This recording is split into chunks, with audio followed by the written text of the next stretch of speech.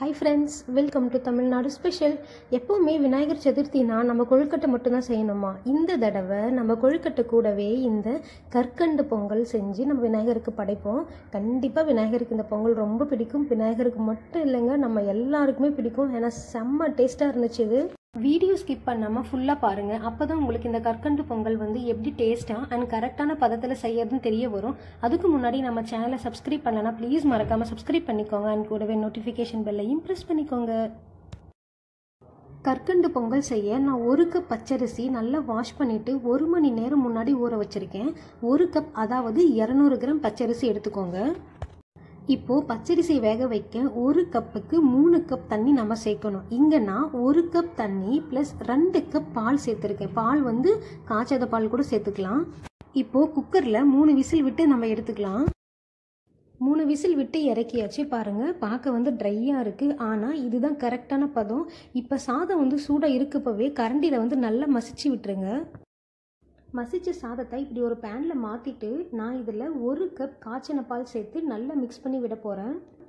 பச்சரிசி நம்ம வேக வைக்கிறப்பவே நிறைய தண்ணி சேர்த்து வேக வச்சிட்டோம்னா அது வந்து ரொம்ப குழஞ்சி இருக்கும். ரொம்ப குழஞ்சதுன்னா உங்களுக்கு வந்து கிண்டுறதுக்கு, அதாவது அதோட கரெக்டான பதம் வரத்துக்கு ரொம்ப நேரம் ஆகும்.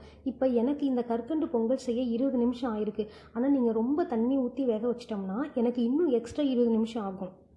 அது மட்டும் இல்லாமல் இதில் வந்து நம்ம நிறைய பால் ப்ளஸ் இனிப்புக்கு கற்கண்டு சேர்க்குறோம். இது எல்லாமே சூட்டுக்கு உருகுனத்துக்கு அப்புறமா உங்களுக்கு அது ரொம்ப வந்து இன்னும் குழக்குலன்னு இருக்கும். அதனால் நீங்கள் சாதம் வந்து ட்ரையாக எடுத்துக்கிட்டிங்கன்னா தான் உங்களுக்கு கற்கண்டு பால் உருகுனத்துக்கு அப்புறம் இருக்கிற கன்சிஸ்டன்சி கரெக்டாக இருக்கும். இப்போ நான் 1 கப் பால் சேர்த்து மிக்ஸ் பண்ணி விடவும் பாருங்கள், கொஞ்சம் வந்து இந்த ட்ரைனஸ் போயிருக்கு. இப்போது இனிப்பு சுவைக்கு நம்ம வந்து கற்கண்டு சேர்க்க போகிறோம். ஸோ கற்கண்டு எவ்வளோன்னா 1 கப்புக்கு 1.5 கப் அளவு கற்கண்டு எடுத்துக்கோங்க. அதாவது நீங்கள் எந்த கிளாஸில் அரிசி ஊற வச்சிங்களோ அதே கிளாஸில் 1.5 கப் அளவுக்கு கற்கண்டு வந்து இடித்து இந்த மாதிரி குட்டி குட்டியாக ஆட் பண்ணிக்கோங்க. ஆட் பண்ணதுக்கப்புறமா நல்லா வந்து கிளறி விடுங்க.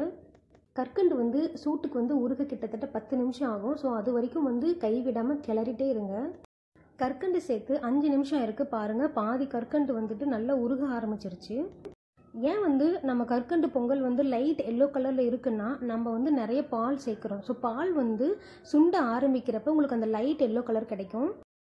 10 நிமிஷம் ஆயிருக்கு. பாருங்கள், கற்கண்டு எல்லாமே வந்து உருக்கிடுச்சு. ஸோ இந்த டைமில் நம்ம 3 ஸ்பூன் நெய் சேர்த்துட்டு நல்லா கிளறி விடலாம். நெய் சேர்த்துட்டு அது நல்லா கிளறினதுக்கு அப்புறமா நம்ம அந்த இனிப்பு டேஸ்ட் வந்து கொஞ்சம் கூடுதலாக தெரியறதுக்கு ரொம்ப கொஞ்சமாக உப்பு சேர்த்து அதையும் நல்லா கிளறி விடுங்க.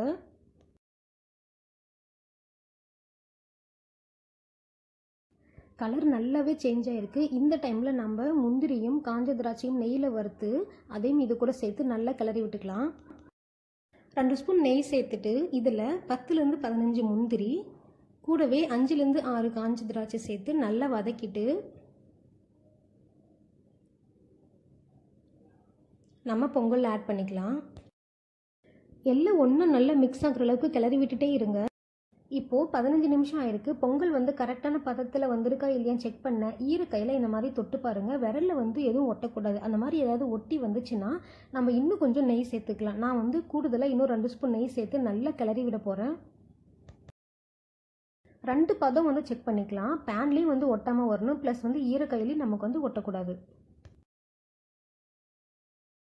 நம்ம கற்கண்டு பொங்கல் ரொம்ப அட்டகாசமாக ரெடியாக இருக்குது. என்னால் அந்த ஃப்ளேவர் வந்து நல்லாவே ஃபீல் பண்ண முடியுது. அந்த கற்கண்டோட டேஸ்ட், அப்புறம் பால் நெய்யோட வாசனை சீரியஸாக ரொம்ப ரொம்ப சூப்பராக இருக்குது. என்னால் வெயிட் பண்ண முடியல.